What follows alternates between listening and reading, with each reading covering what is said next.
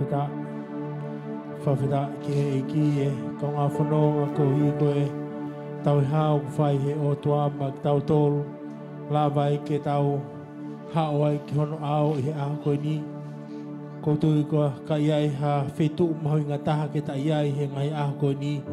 Ka koe i he ao pe ai o tua. Amen. Tau tau whawhita iai ki he iki.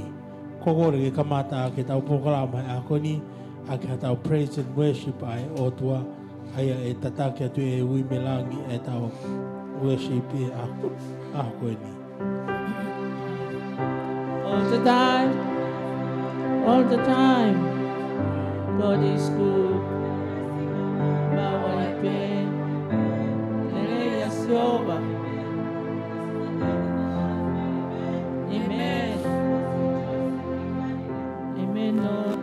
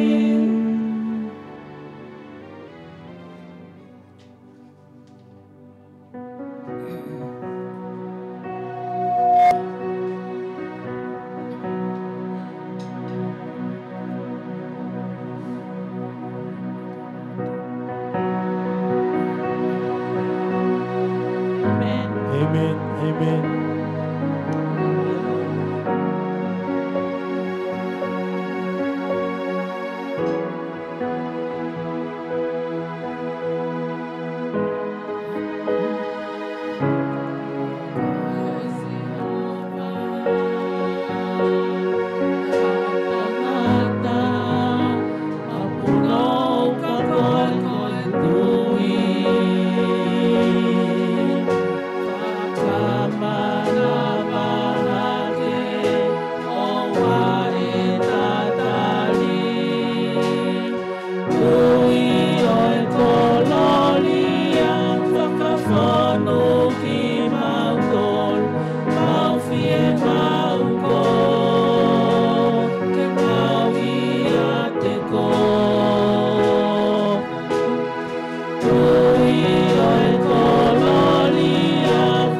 whakawhonu ki mātolu, mau fie mau ko, ke mau ia te ko. Ui oe kolonia, whakawhonu ki mātolu, mau fie mau ko, ke mau ia te ko.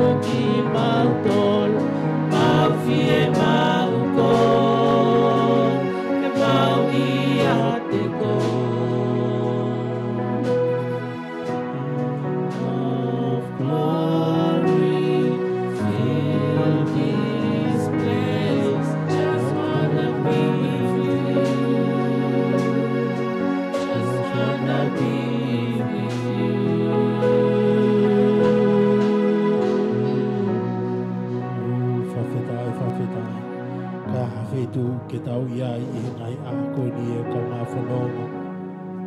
Koe tau nofo I he gloria ai o tua.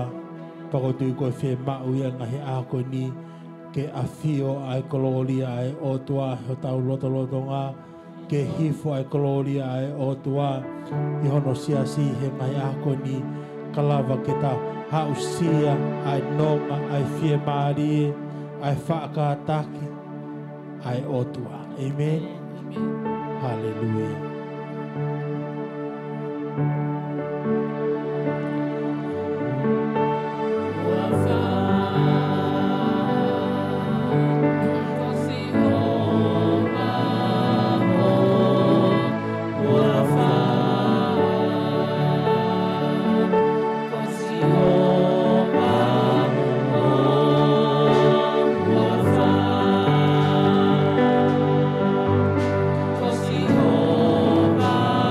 Oh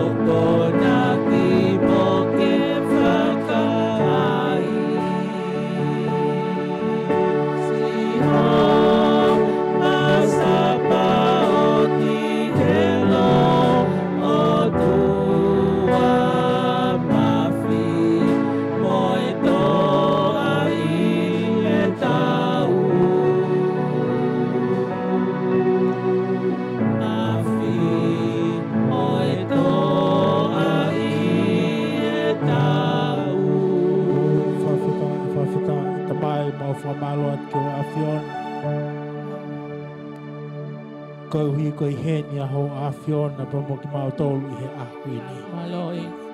Ni o ngopa ko hae toko lahi. Pe ko toko si. Mahoni e. Ka ko pau ki ai a lau Maria ho a fiona. Ko ki mahui ngataha ia ke au ngai tu o mau whai. Hallelujah, Lord. E ku mau kōre pe a lau Maria ho a fiona. Tuku mua ke whaafari ho lau Maria. Ia ki whiohu amana ke mau whakahoko I he ako ini. Mau kore a lau Maria ho a fiona. Peke nofo ia a hau o wholofola. Pa pehe whoka te au I he ako ini. Ka lava ke mau whanonga I he malo. I he iwi a ho a fiona. Pa mo hanga whakafoke a ngahi langlang. Pa mo ngahi koloria ko toa pe. Ke langlangi a pe a ho a fiona. Whawha sisu kalaisika ko mau whakamoui. Amen. Whawhita. Ka ngā whanonga koe hoko ato I PN I tau malanga ko koe ni he tohi a whakaha. Ai au ku tefto I ka venga koe otua, oku I ai, naane I ai, petene I ai. Pa koe paromesi ai otua kia te koe pa mua o he ako ni. Niango pa koe hae I hala whanonga. U whanonga I ho mo ui. Kaulea mai otua. I will be there. Amen. O pana I ai I he kuohiri, te I ai he ahoni, Hallelujah, Lord. Iho kahau, I'll still be there. Amen. Koea ngai ai. O whai o tua une whai maau, he ngouhi, o stoka fio I pehe o tua, I he kuonga whakaosi, koe ko ha whanonga whaingofua, te ta whanonga hei. Iai ngai whaingata, Iai ngai ha o I mo ui. Kau tala mahi o toa, I will be there. Amen. All the way. Koea ngai e whai ofa he o toa, kia te koe pa mua he ako ini. Kai ako ni e nofo e whamama whaa ki he wahe nima e tohi whakaha, aia rake o vesi ki hono taha tolu, aia o kou tuangi e kohokoa ke ne lau mai ai wholofola ko ia. Amen. Whawhita. Pea wakai, tau ki he awhinima tō matau o ia, nane a whio I he taloni, hataka I ngā tohi. Kua tohi I loto motua, pea silai aki hasila e fitu. Pea wakai ha angelo mālohi, o kune whanongonongo le o lahi o pehe. Ko hai hataha o tāu, ke wholahi ai tohi, pea ke vete hono ngahi sila. Pea na ikai hataha I he langi, pe I mamani, pe I lolofonua, na ane mawhai ke wholahi ai tohi, pe ke sio ki ai. Pea utangi lahi, ko uhi na ikai ilo hataha, o tāu ke wholahi ai tohi, pe ke sio ai. Pea pehe mai e hatokotaha o e kau mātua.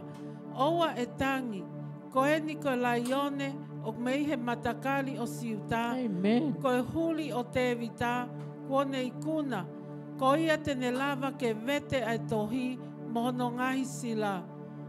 Pea wakai, tā o lotolotoi I he taloni, mo mea mo ui e whaa, mo mātua e wofulu mā whaa, haki I lami. Amen. O kune tūpe, kai hange ko tā matei. O kune nifo fitu mo mata fitu, aia ko lau mali e fitu o e otua, aia ne whekau atu ki mamani. Pea ne alu atu, pea ilo ange na ne to o ia, me he nima to matau o ia, nai a fio I he taloni.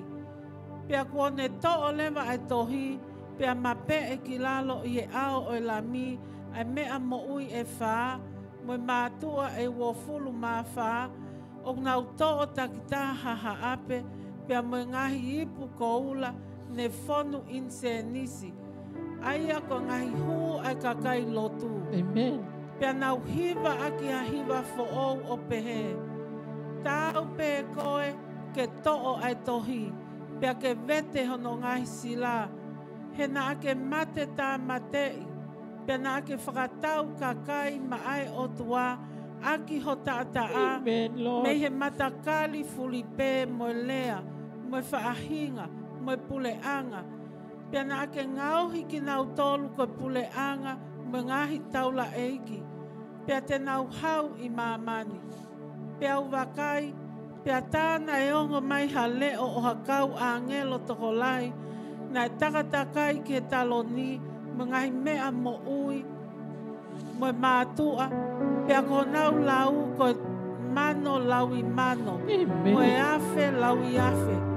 Pea nau lea le o lahi o pehe, o tau pe ai lami ne mate tā mate I, ke lau ki a te ia ai mawhai, mo e koloa, mo e poto, mo e mālohi, mo e whaka apa-apa, mo e kololia, mo e whaka whetai. Pea I longa ha mea mo ui na I he langi, mo maamani, mo lolo whanua, mo e tahi, mo ngahi mea kotoa pe o I ai, na ak whanongo ki a tek nau tolu o nau pehe.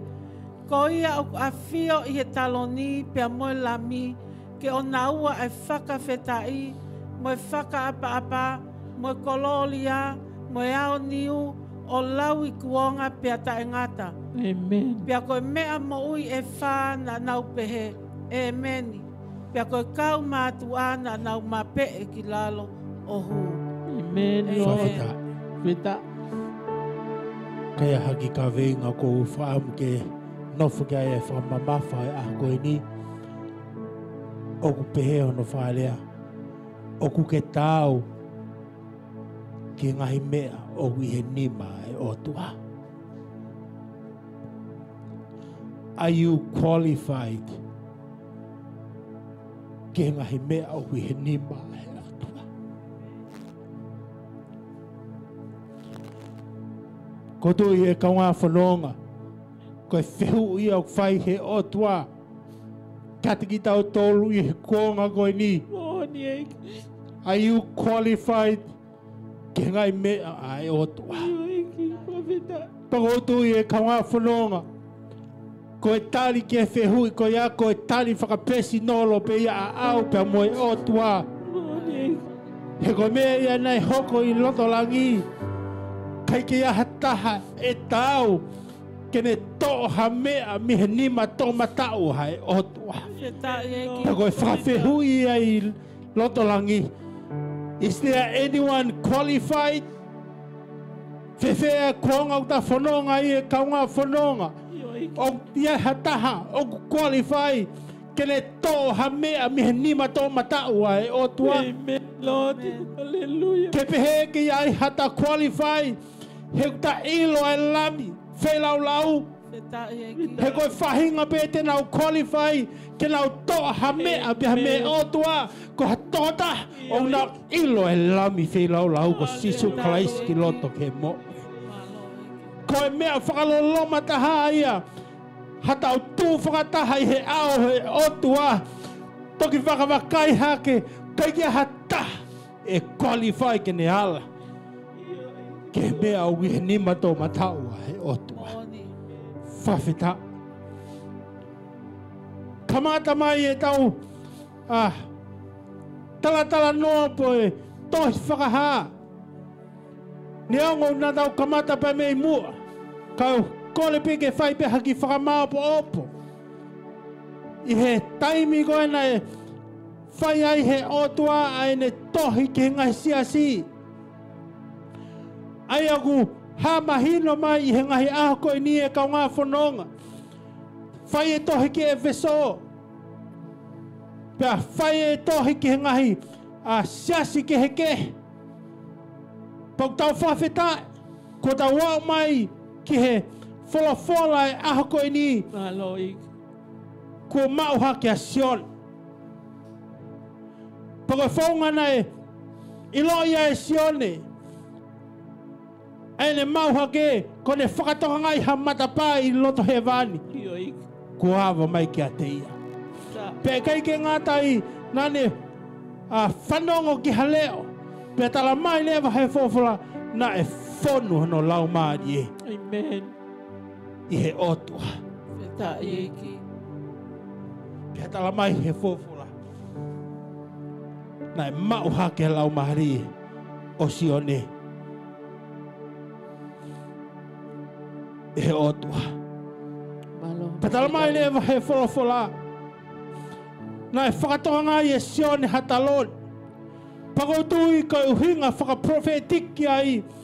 Everyone in their life i he mo uia e toko taha ko tope o ga i e taloni. Ia te kina o toro. Neo e tai whi unga e taloni. Neo e tai tau e taloni.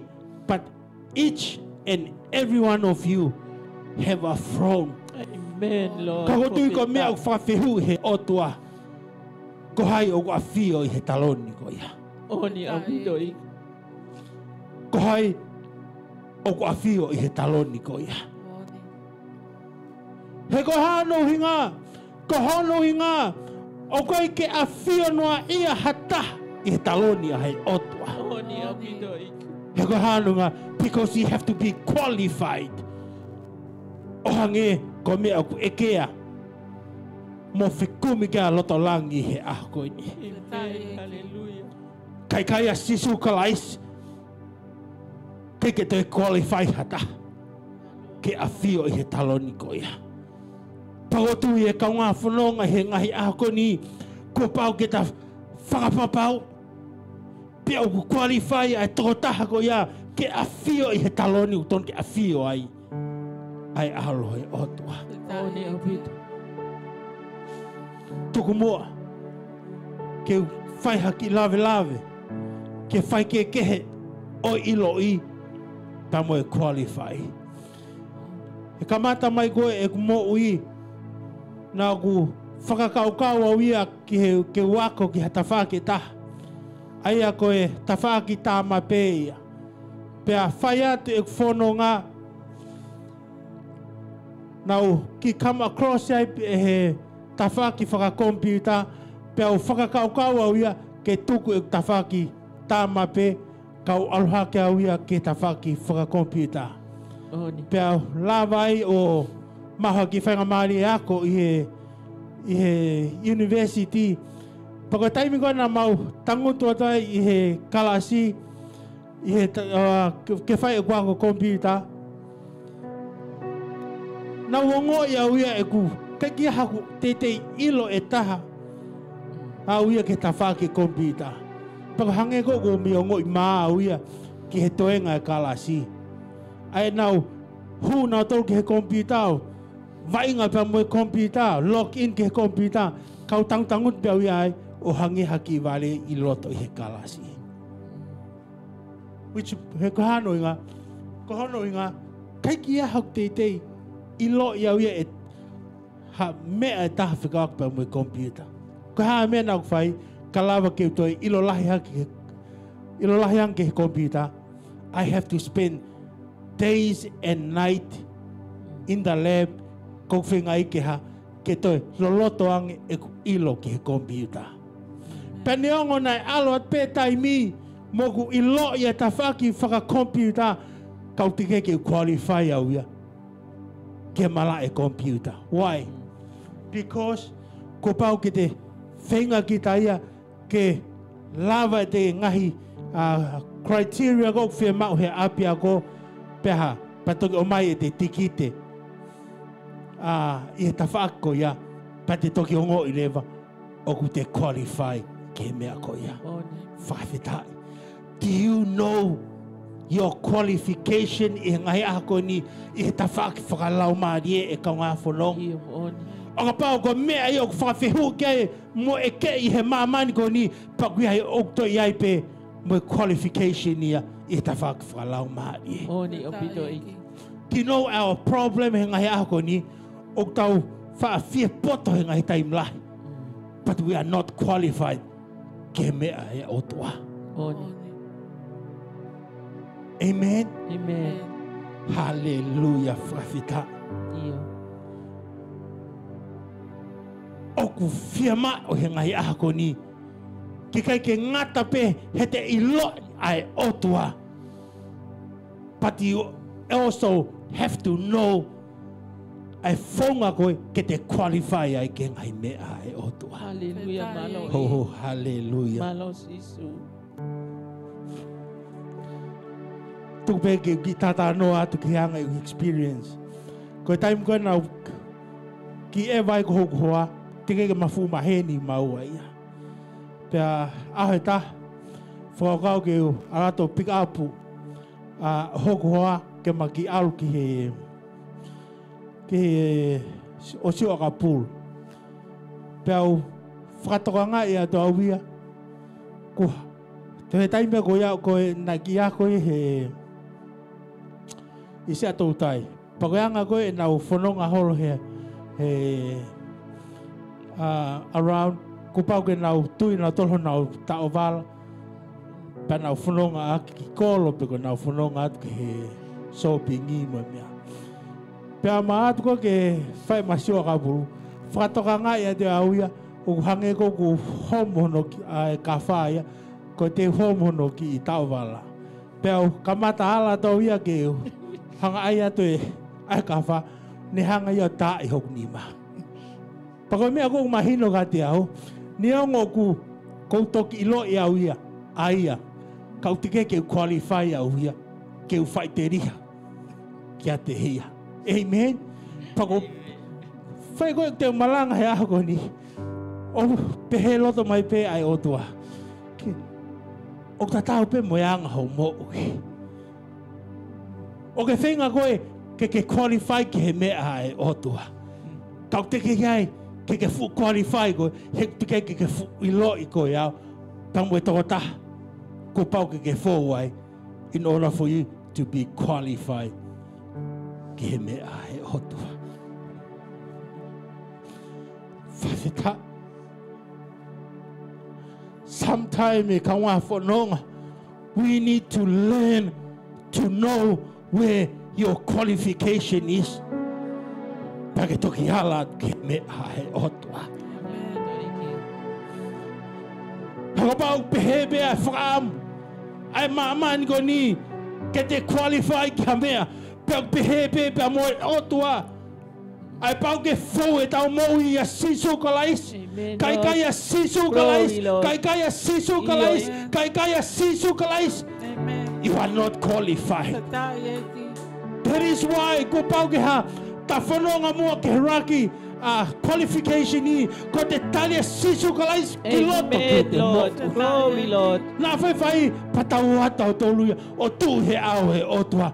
Palea mai otua. You are not qualified. You are not qualified. Yeah. You are not Amen. qualified. Glory, You Lord. are not qualified. You are not Hallelujah. qualified. Amen. Ke me ai otua. Whawhita. Tukuma ke whoki. Ke anga e tau wholofola he aho koe ni. Tala mai e sion he aho koe ni. Nā le whakatoa ngai hataloni. O ke ilo, o kai e taloni ho mo ui. Ia mo oni eiki. Do you know there is a throne? Ia e toko lahi. Fuafua he pe nau mo ui. Ko te kia ke nau ilo nau toria. There is a throne in their life. Oni eiki. And somebody is trying to occupy that throne. Come here and whakahai he otua. I tohi a sione mahe tolu vestaha no. Hey. Nai ofa pehea e otua ki mamani. Hallelujah, Lord. O le whaki hano halo to pehetaha. Because ilo I he otua. There is a throne in your life and my life. Oni eiki. Pakapau e occupy he toko tahala e throne ko ia ko e he ia ho mo. Oni apito eiki. Kautahama he otua.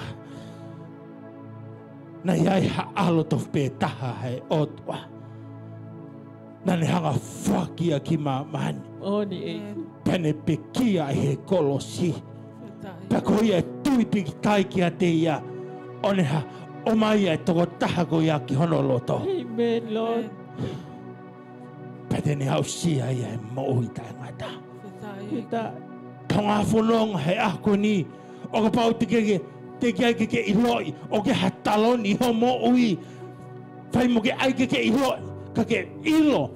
Ai qualification ke hua ai ki loto langi he ngai ako Amen, ni. Profeta eiki. Oh, whawheta. Because talamai he tau wholofole ako ni. No one knew if whinga ka kai koe na nau tu I he au he otua. No one knew. Oga ye qualification ke te halat. O to o mai mi ni ma to mata o ai o tua. Ta e ki.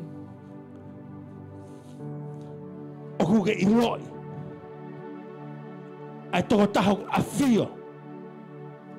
E talon ko ya. Do you know the person o ku loto?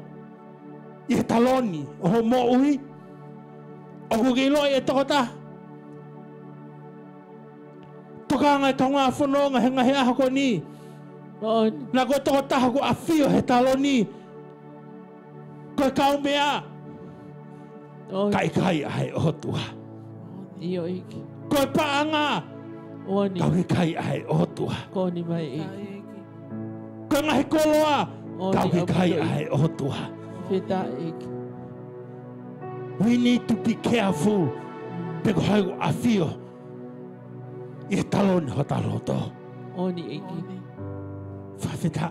Ko mea ko mali I ai I he otua. He doesn't care. Peko hai tū kunga ke e taloni ho mo ui.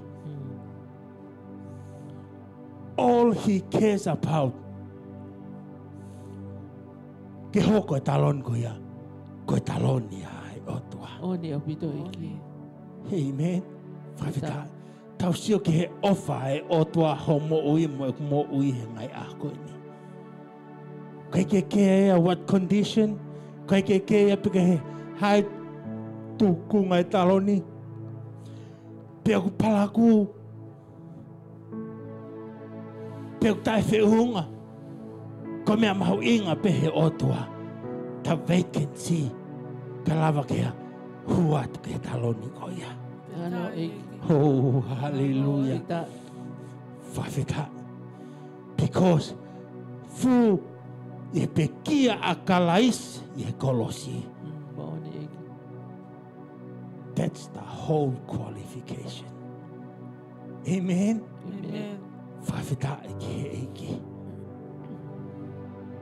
Nā e whakatoka ngā i e sione. I he nima toma tau. Ai toko taha ku a whio he taloni. Oga e takainga tohu. O sila ia ke sila I fitu. Ho whawhita. Oni iki. Nana o whakatoka ngai kotoa pē. Ai takainga tohi ko ni. Tohi a tua moloto. Pia silai. They all knew. They all saw it.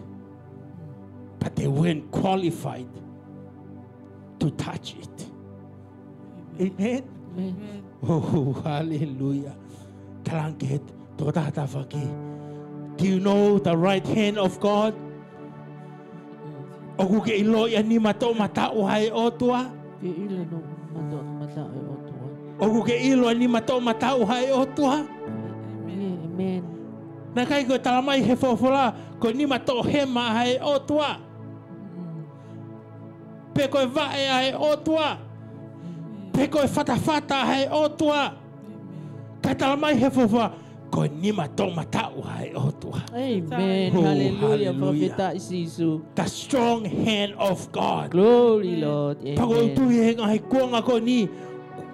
O ton kita femota ilo ia ni mato mata o hai o tua. Yes. Amen, Ko ni Lord. malohia hai o Iyo, tua. Amen. Amen Lord. Kau lea mai hai o tua. Come and get it. Come and get it Hallelujah Lord. if you are qualified. Amen. Tuku ki tau nofo pehe mea koe qualify. Amen. Amen. Hallelujah. Ia ia toko lahi tau tolu. Tau whenga ke tau rato halatu. O mai a ngahi mea me ni mato matau hai otua. Pea tāne nei ke whaatai he otua. Ai toko taha ko ia. No. O hange ko hono tai hoku hoa. A hoku ni mahe taim koe. Nā kuala toi ke whaatonu tonu hono tau whala. Amen. Ia ia toko lahi tau tolu. Tau wala tai qualify ya. Eh? Whawhetai. Ta koe ko mo toki fitau laki apa mo kau mea. Ko ke hori koe ke whai te riha koe ho kau mea. No. Ke ai hono tau wala whawhita. Sometimes it takes another human ke ne hanga whakatonu tonu koe. Amen. Ko wha amare ia he taimi ko kulea e ngahi tamai he aho mani. Amen. Hanga hane fui whakatonu tonu mai pe e ia. Ayanga, ai mea aku ata ke he toko taha koe, mga he mea aku tapu ke he toko taha koe. Pako tui koe whaam ta tau pe ai o tua ke ati ki tau tolu he ngai a koe ni. O ke ngahi mea aku ata ke tau mo ui, pako e ngahi mea aku tapu au pito ia. Ke tau mo ui. He's just like a father. Ke tau mo ui. Sometimes tau treat ta tolu ia. Okay, I otua. But he wants us to treat him like an everyday father. Where I may have tap, Pogay I may have water. Amen. Na fai atu, kota orang kita tu gilang, kita tahu ilo kita tahu ya.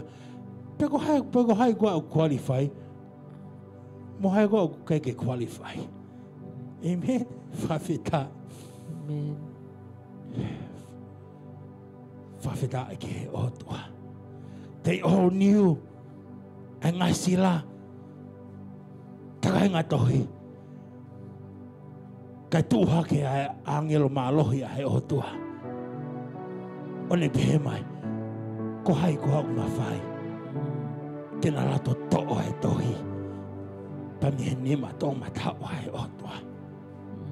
Ko mi atu ki he. Ikai ke qualify. Ko mi at ke mutua koe. Ikai ke qualify. Koe atu ngai mea koe tai ako. Koe unqualify pe ai mo ui. Ko mi at ke toho taha koe.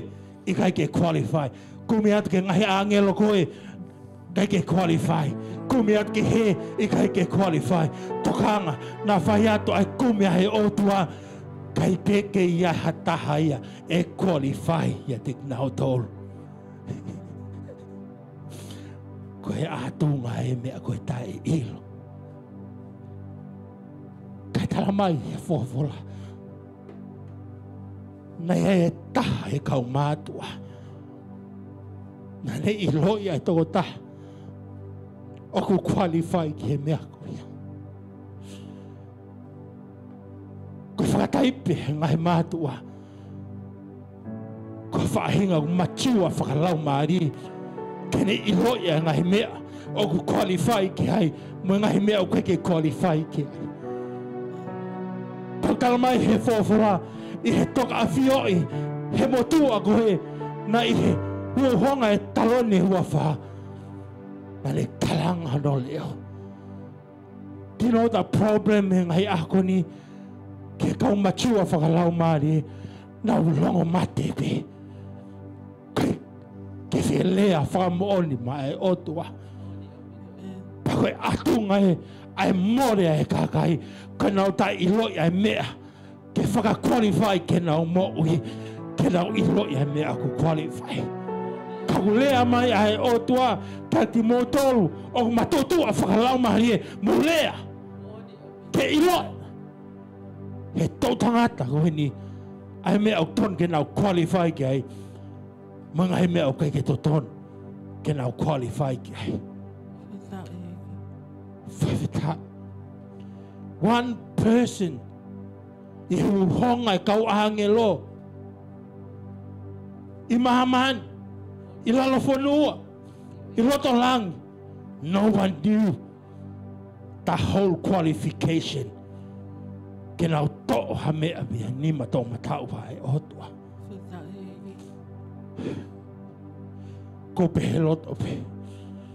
Am I qualified?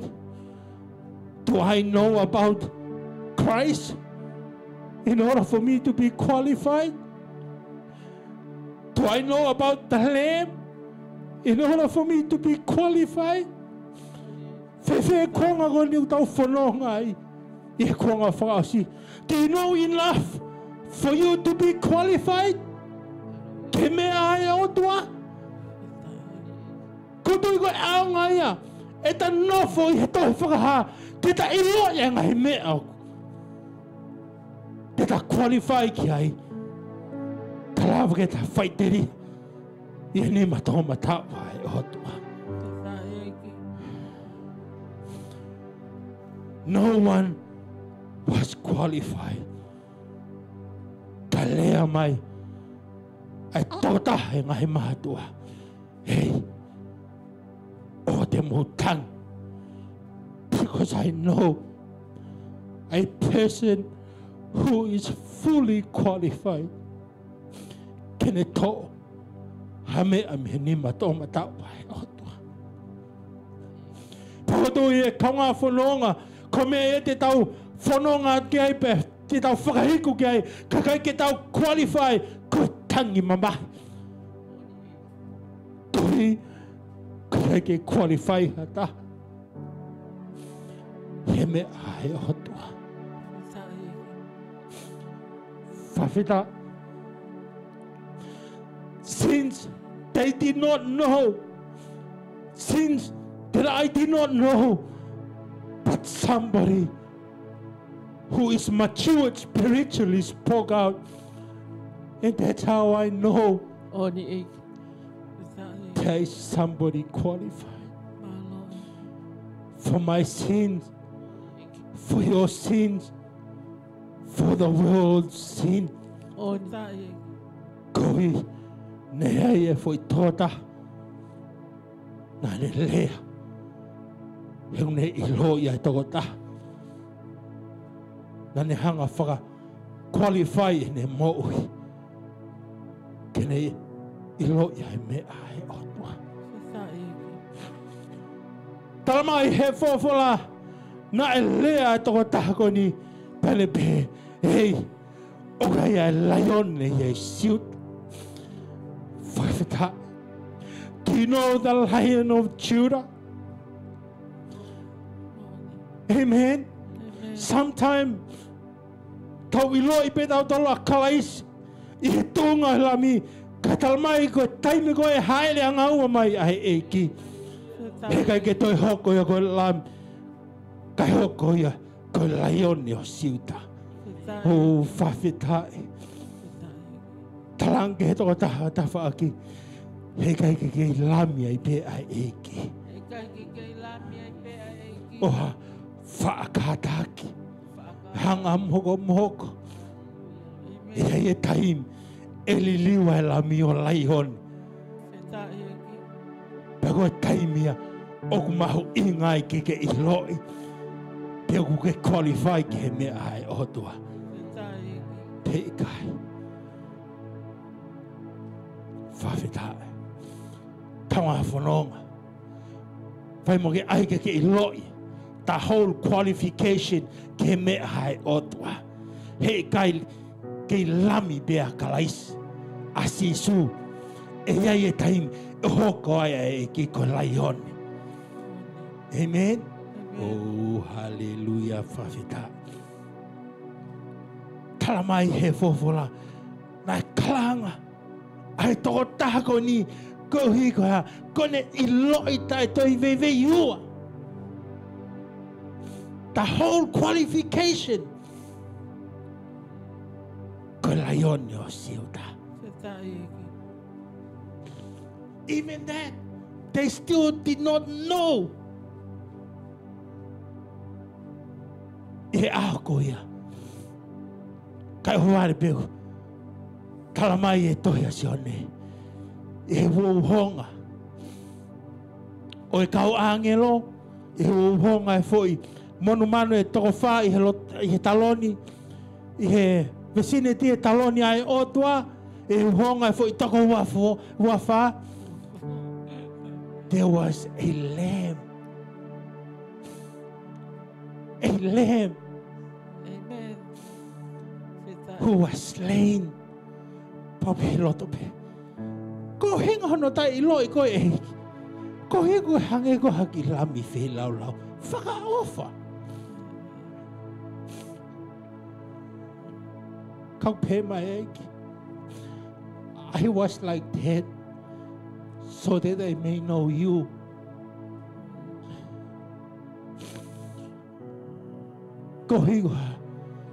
I changed position with you. Ke hao ki he. Ke ara ki koi ki he. Tau siyo. Ke hanga offer. Ai alo e otua. Ni hanga ia to hono tunga ngeia. Kai hi foi ke maula halota. Te tani ne kai ke ilo lot o langia.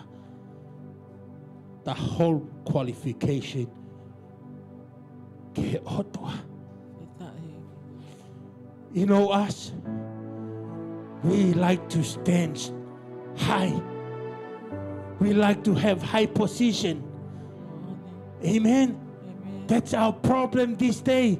Koe kai ke ta ilo e ta hua ia I hold qualification ke otua because tau whia mau tau tole ngai fusea malunga ke tau elai, ke tau awhiwai, ke atani nei, ke kai ke tau ilo tau tole I qualify ke me ai otua. Kohi, we are too high. Ke ki lami whenau lau. O ku hampolo pe humility pe ne mo oi. Whekumi holo kau angelo. Where is he? Where is he? Koe ko whanongo. Ko I qualify. Ka ko whe a futama ko ia. Ko whe fu sayaniti ko ia. Whaka toka ngai ha ke nau tol. Whekum. Tako ki lami. Mata ko. Tai whiunga. Katara mai e whawhora. But that is the one who is fully qualified. Kene halat ke me ai otua. Kalamai he whawhora. Maman, no qualification. Lotolangi, no qualification. Lalofonua, no qualification. Me, no qualification. You, no qualification. No one was qualified. But a little lamb who was crucified is the only one who is qualified. Amen. Koe taimi koe na nauhanga yo identify ai tokota o ki qualify kena rato mai e meha e otua. They all looked. Ko tui na nauofo ko toa pe ko hai e ki tokota koe ni. Ko hai e ki lami whelau lau koe ni. Ko hai ki lami tai whehunga koe ni. Kene qualify kena rato mai e mea e otua. Whawheta talamai e whawhora. Na e tuhake ki lami koe ni. On e tepi atu. Amen. Oh, hallelujah. Kilo e mea o te whietangata ai. Taimi o te tepi ai. Tau te ilo I whapapau. You are qualified. Amen. Kilo e whahinga koe o te nau tepi atu koe ke nau qualified. Kai ke nau whiesio atu nau tōluia. Amen. Ia e whahinga nau maa nau tōluia. Kau tala mai he whōwhora. When you are qualified, ku pauha mas. Pake hanga ki mua mas. Ke iloi he tokotaha kotoa pe. O ku te qualify. Whawheta. Tala mai he whōwhora. Na e whanonga atu he ki lami. Onea. To'o mai e. Takai ngā tohi. Meni mai otua. Na kai ke toi whahela tauhau mua e lami pa moe tamai because os iloi pehe tamai it is only my son who is qualified.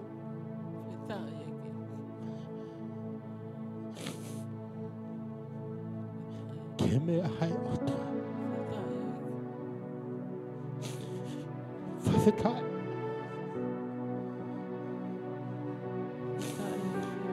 Oh, hallelujah. Ko i kona e nei whai he alo e otua. Kia te koe pa mua au he a koe ni. Nā ne tuko ne mohi ke more. Kalawa ke qualify ha mahaman. Kia ngahi me ahai otua. Pane ongo. Ko ngai sila. Nā ne to'o pe me he otua. Ko ngai hauhau ia e otua ki mahaman. Kakulea mai ai folofolo ai ako ni. Only me Jesus. Who is qualified. Ke ngahi me ai otua. Ki homate moho mauhi. It's me. Who is qualified. Ke to'o me he otua. Pe tuku pe ki he otua. Tako lea kai ki motohu. Mahu inga ke mau i loi. Kuau kalais. Ai fo i mafu he otua. He kuau pena lava. Ke rato to'o. Ai kainga tohi. Pa mga sila i fitu. Me ni mai otua. Ko te hui ako ni. Do you really know the whole qualification? Ke mui tai ngata?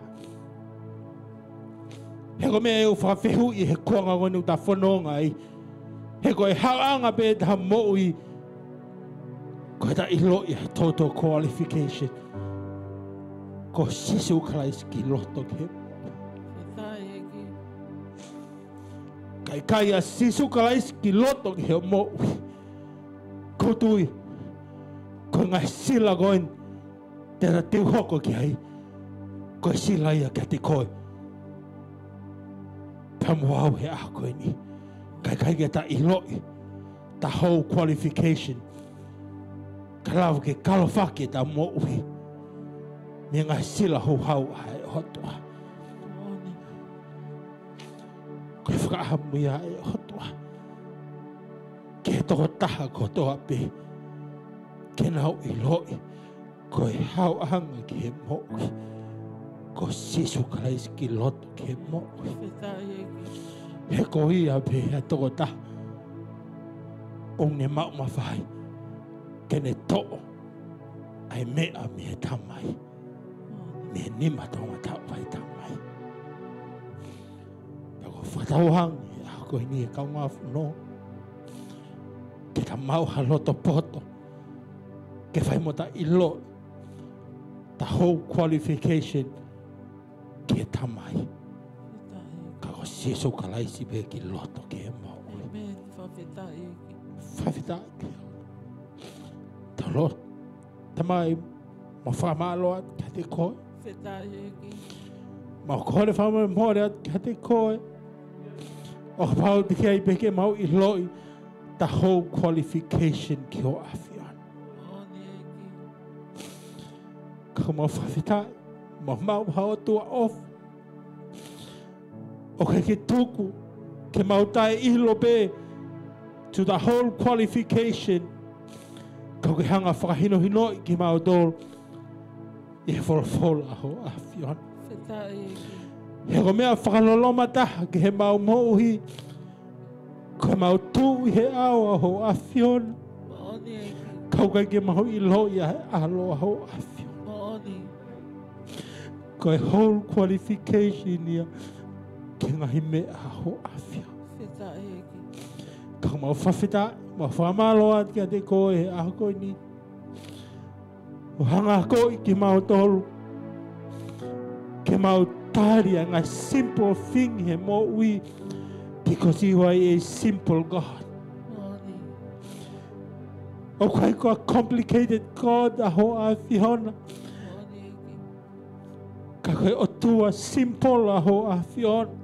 And sometimes we take it too far. But you are a simple God. Peta eki. Ke hanga o mahi ngahi mea kotoa ke whakawhaingo fua ka te ki mautolu. He koe hanga he ofa li o a ho awhiona Peta. ke whahinga hai tangata. Mooni eki. O whamahalo ate he o tuhua. O hanga whakahino hino lelei ki mautolu. Teri ana e kai ke mau qualify ke ngahi mea ho awhiona. Peta eki. Tuki hako pe mea i he mau mo ui. Pea whaiaka i he mau mo ui. Ka rawa ke mau qualify ke ngahi mea ho awhiona. Mooni eki. Mo whamaloa ke te koe, mo hanga whakafo ke ngahi lang ko toa pe. Ke lang ia pe ho awhiona. Peta eki. Ke lang ia pe ho awhiona. Peta eki. Hei e koe. Kaimina i lo ia e ki nau tolu ko toa pe. Ko koe pe ai toko taha qualify. Tara mai, they all went down and worship a ho awhiona. Peta eki. O nau hu kia te koe. Pek pehe taimi. O mau i lo iai. Ko koe ai toko taha qualify ke mea e o tua. We should surrender and worship you. Peta And eki. worship you. And worship you. He ko koe mea e toko taha qualify ke ngahi mea. We say thank you. Mo whakamaloa tia te koe. O hanga whakamawhai e mau mo'i. Ke ngahi mea e otua. Mooni eki. Ka kia ha maulea whiunga. Ke maulea a kia te koe. But we say thank you. Thank you, Lord. Thank you. Maaloha tu. He ofali o hou e whai ki mautolo he ngai a koe. Peta eki. Mga whawhoke atu e ngahi lang. Pamu e ngahi koloria ko toa pe. Ke lang ia pe ho awhiona. Mooni. I wafa sisu Christ ko mau whakamoe. Amen. Amen. My Lord.